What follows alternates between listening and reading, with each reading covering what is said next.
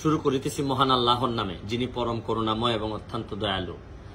একটা খবর আপনাদেরকে দেয়া দরকার। অনেকগুলা ভিডিও আমি দেখলাম অনলাইনে, ইউটিউবে, যে এই আমার বিভিন্ন ভিডিও বিভিন্ন কথাগুলো এডিট করে কেটে দেখা যাচ্ছে যে অমুক মন্ত্রীর বিরুদ্ধে বললেন ব্যারিস্টার সুমন, অমুক মন্ত্রীরে দুলাই দিলেন ব্যারিস্টার সুমন। আসলে অনেকগুলো আপনারা যাচাই বাছাই করবেন, এগুলো অনেকগুলাই ভুয়া।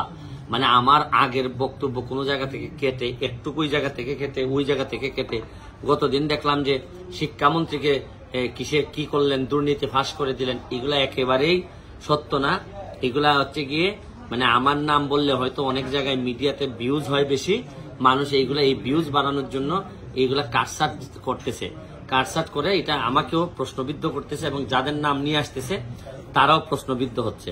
তা আমি যারা এইসব করতেছেন তাদেরকে আমি বলতেছি যে আপনাদেরকে প্রয়োজনে আইনের আওতায় নিয়ে আসা হবে এবং অবশ্যই কারো সম্মানহানি আমার মধ্য দিয়ে করবেন না। প্রকৃত যেটা এটা আমি আপনাদের সামনে আমার অ্যাকাউন্ট থেকে আমি তুলে ধরবো।